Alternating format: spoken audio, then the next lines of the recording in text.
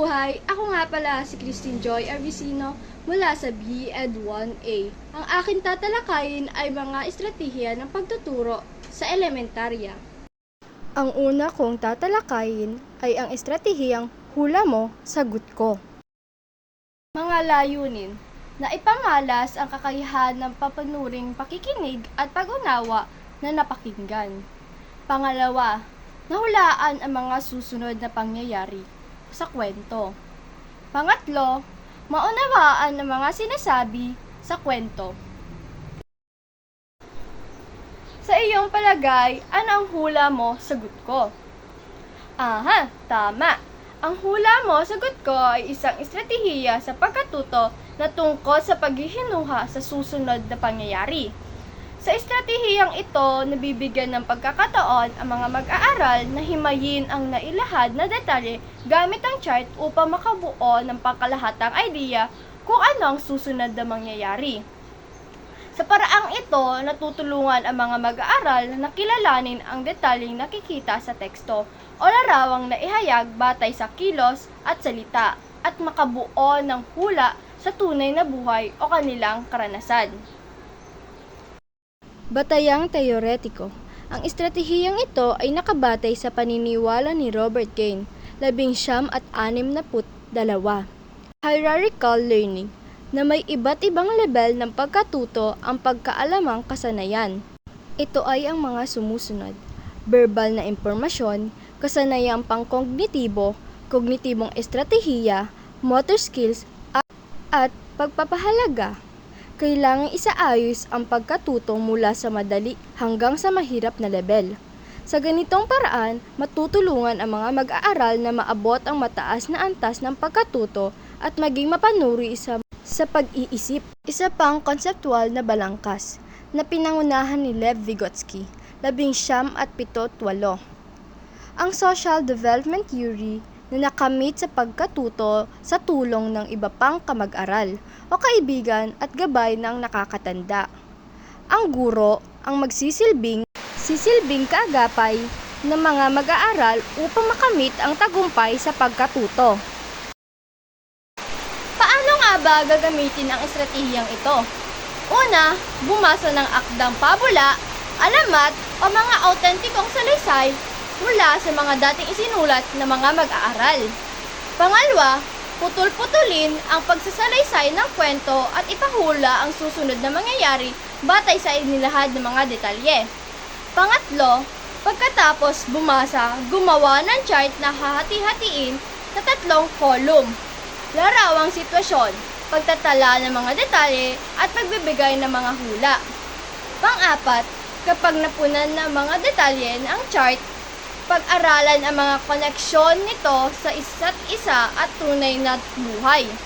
Panglima, pagkatapos suriin ang mga detalye ay sumulat ng hula.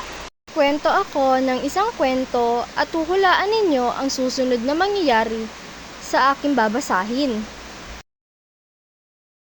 Si Pagong at si Matsing.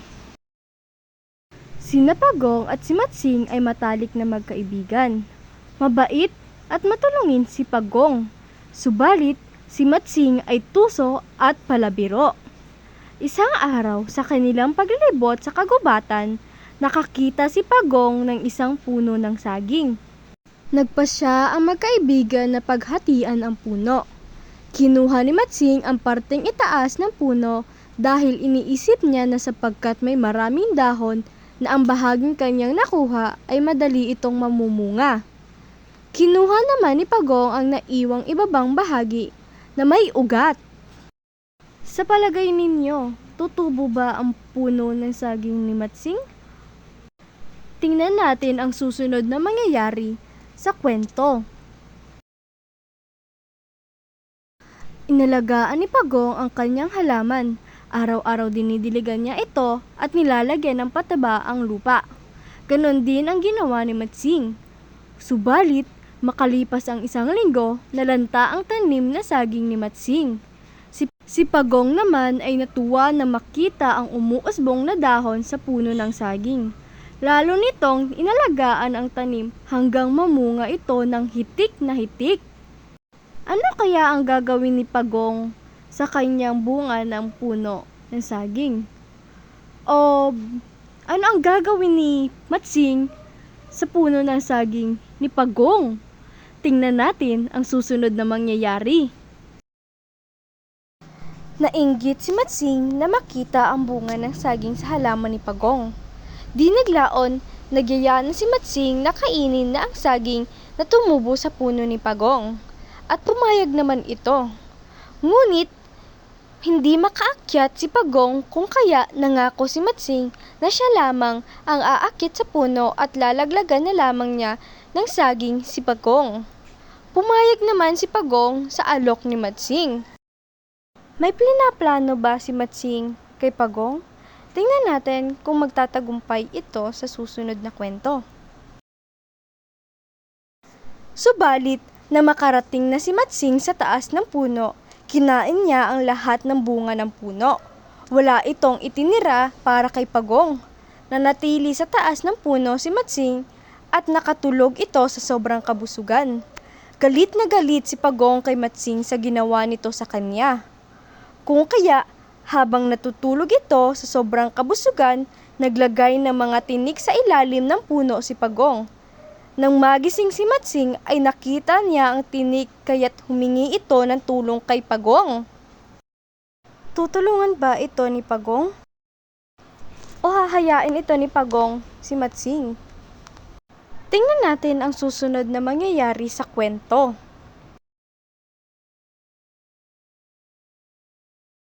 Ngunit, tumangging tumulong si Pagong at iniwan na lamang doon si Matsing.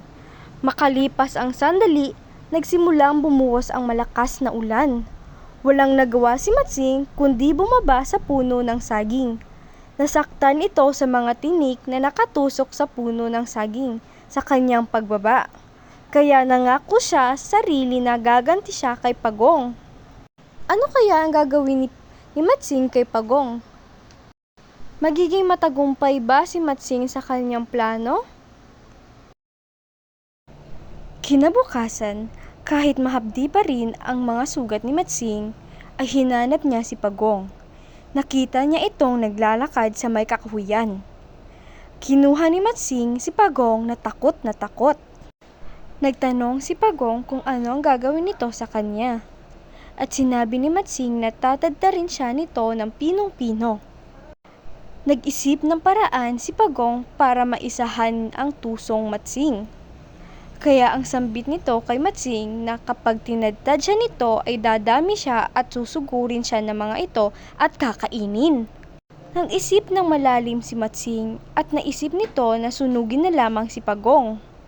Ngunit nangatwiran na naman si Pagong na hindi naman tinatablan ng apoy ang kanya makapal at matibay na bahay. Kaya muling nag-isip si Matsing hanggang maisipan niyang pumunta sa dalampasigan at doon na lamang itapon si Pagong. Lihim na natuwa si Pagong at nagpanggap itong takot sa dalampasigan. Sa inyong palagay, magiging matagumpay ba si Matsing sa kanyang plano? O si Pagong ang magiging matagumpay? Basahin natin ang susunod na mangyayari. Tuwang-tuwa si Matsing sa pag-aakalang magagantihan niya si Pagong. Todo lakas niya itong itinapon sa dalampasigan. Nagulat ito nang makitang marunong lumangoy si Pagong. Ang bilis-bilis ng pagkilos ni Pagong sa tubig. Kumabagal ito sa lupa, ay parang ang gaan ng katawan nito sa tubig. At naghalakhak si Pagong na sasabihin kay Matsing na naisahan din kita, Matsing. Dahil gustong-gusto ko na lumangoy sa dalampasigan. Malungkot na umuwi si Matsing. Naisip niya na napakasikip pala na maisahan ng isang kaibigan. Naramdaman niya kung paano masaktan kapag naloloko ng isang kaibigan. Mula noon, nagbago na si Matsing. Hindi na sila muling nagkita ni Pagong. Ano ang mga naging aral sa kwentong ito? Kailangan ba natin gumante sa ating kaibigan? Siyempre hindi. Naintindihan niyo ba ang kwento ni Pagong at ni Matsing? Ngayon, kung naunawaan niyo yung kwento na binasa ko, ay may bibigay akong takdang aralin na huhulaan nyo yung kasunod na mangyayari sa kwento.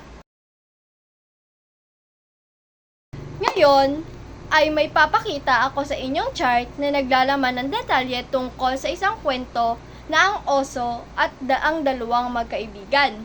Ang gagawin ninyo ay bibigyan nyo ng hula kung anong susunod ng mangyayari. Maaari nyo itong sagutan sa tala ang papel at titingnan natin kung tama ang inyong sagot sa susunod nating pagkikita. Yun lang ang aking report tungkol sa hula mo, sagot ko. Sana naintindihan nyo at naunawaan ninyo ang aking report. Yun lang. Salamat!